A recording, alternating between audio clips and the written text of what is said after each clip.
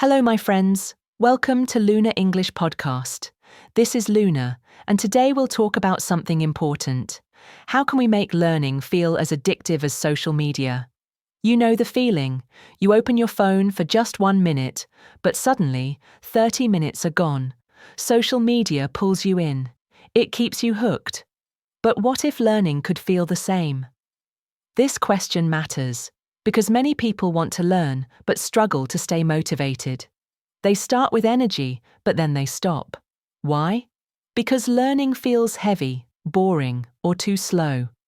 But if we can make it feel light, fun, and rewarding, then we don't need to push ourselves. We'll actually want to keep going. The truth is, learning doesn't have to be a hard duty. It can be something you look forward to, the way you look forward to checking your phone. It's about design, about how you build small habits, rewards, and curiosity into the process. In this episode, I'll share with you how to change your learning so it feels natural and enjoyable. Not like a heavy book, but like a daily game. Step by step, I'll show you how to turn learning into something you actually crave. So let's begin and explore how you can bring the power of social media into your learning, without the distractions, but with all the energy. Why social media hooks your brain? Let's start with a simple question. Why does social media keep you hooked? The answer is in the way it plays with your brain. Every time you scroll, you don't know what comes next. Maybe it's funny, maybe it's inspiring, maybe it's shocking. That surprise gives your brain a small hit of pleasure, and your brain wants more. This is called the reward loop. You scroll, you see something new, you feel good, so you scroll again. Soon it becomes automatic. You don't even think. You just reach for your phone. Now, if we understand this, we can use the same idea for learning. Imagine if every small study session gave you a tiny reward. Imagine if you never knew exactly what new word, phrase, or idea you'd find. Suddenly, learning feels exciting. It's not just work, it's play. But here's the key difference. Social media often wastes your time. Learning, on the other hand, builds your mind, your skills, and your future. So, if we can take the same energy that social media gives and use it for learning, we win twice. We enjoy the process, and we grow from it. This is the first step, to see learning not as a boring task, but as a chance to surprise your own brain. How to make learning bite-sized? One reason social media feels easy is because it's bite-sized. Each video, post, or story is short. You don't need to spend a whole hour to enjoy it. You can get something in just a few seconds. That makes it less scary to start. So, how can we bring this to learning? Simple. Break your study into very small pieces. Don't say, I must study English for 1 hour. Instead, say, I'll just do 5 minutes. Open your book, listen to one podcast, read one page, or learn one new word. That's it. When you do this, your brain feels calm. It doesn't feel like a big mountain to climb. Once you start, you may even continue longer. But the key is to make it easy to begin. Think of it like taking small bites of food. If you try to swallow a whole plate at once, it feels impossible. But if you eat one spoon, then another, soon the whole plate is gone. Learning works the same way. So, keep it small, light, and simple. The smaller the step, the easier it is to return tomorrow. And once learning feels simple to start, it becomes something you can do every day, just like scrolling on your phone. How build curiosity into the process? Another reason social media pulls you in is curiosity. You always wonder, what will I see next? That small question keeps your mind active, and curiosity is a powerful tool for learning too. So, how can we use curiosity when we study? First, don't just learn words or grammar in isolation. Ask questions. For example, if you read a short story in English, ask yourself, why did the writer choose this word? What will happen next? What does this sentence really mean? Second, create small mysteries for yourself. Close your book and try to guess the next line. Pause the podcast and predict what the speaker will say. Write down a question, then find the answer later. These little games make your brain lean forward. Curiosity is like fuel. When you're curious, you don't need to force yourself. You want to keep going because your brain hates not knowing. Remember, children learn naturally because they're curious. They don't study with heavy pressure. They play, explore, and ask questions. You can do the same. So, let your learning be alive with questions. Don't just receive information. Chase it. That way, you'll feel the same pull you feel when scrolling. Only this time, you're feeding your mind. How to use rewards the right way. Think about how you feel when someone likes your post. It's a small reward, but it feels good. Social media uses this reward system to keep you engaged, and we can bring the same principle into learning. When you finish a study session, give yourself a reward. It doesn't need to be big. It can be a short break, a cup of tea, or writing a small check mark in your notebook. These little signals tell your brain, learning is good, learning feels nice. Over time, your brain starts to expect the reward. It connects learning with positive feelings. This is how habits grow stronger. But be careful. Don't let rewards replace the joy of learning itself.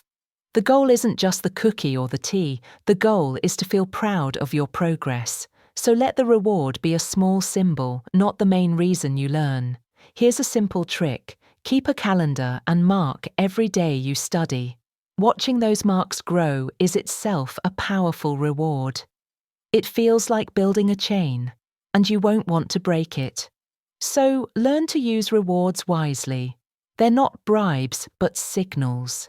They tell your brain, this is important, do it again. How to turn learning into a game. Games keep people hooked because they mix challenge and fun. You want to win, you want to improve, and you want to see progress. Learning can feel the same if you design it like a game. Here's how. Set small challenges for yourself.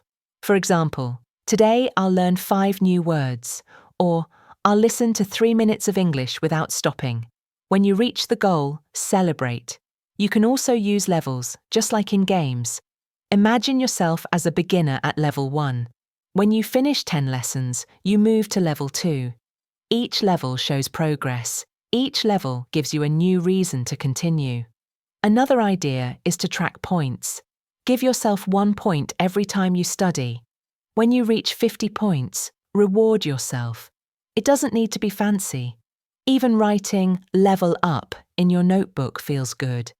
Games also work because they balance difficulty. Too easy and you get bored. Too hard and you give up. The sweet spot is just enough challenge to keep you awake. That's how you grow without feeling overwhelmed. So, don't think of learning as endless work. Think of it as a game you play with yourself. And remember, the best games aren't about winning fast. They're about enjoying the journey. How to connect learning with real life. Social media feels powerful because it's connected to your life. You see your friends, your interests, your world. It feels personal. To make learning addictive, you must connect it with your real life too. Don't just study words on a page. Use them in your daily conversations. When you learn a new phrase, try it the next time you chat with someone. When you watch a movie, notice the words you already know. When you shop online, read the English descriptions. The more you use English in real life, the more meaningful it feels. It's no longer just an abstract subject. It becomes part of your world. This is important because your brain remembers best when learning feels useful. If the words you learn today help you tomorrow, your brain says, yes, this matters. That makes you want to learn more, so keep your learning alive. Connect it with your hobbies, your work, your daily routines. The closer it is to your real life, the easier it is to stick with it. And slowly, learning becomes not just study, but a way of living. Do emotions make learning stronger? Have you noticed how social media often makes you feel?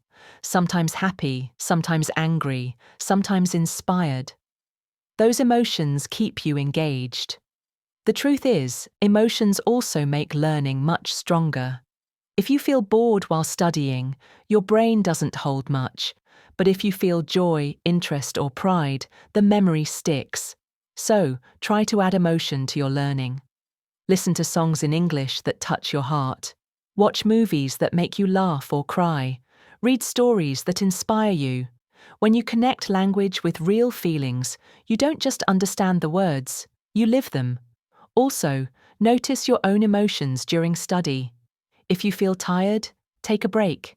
If you feel curious, dive deeper. Respect how you feel, because learning works best when your heart and your mind move together.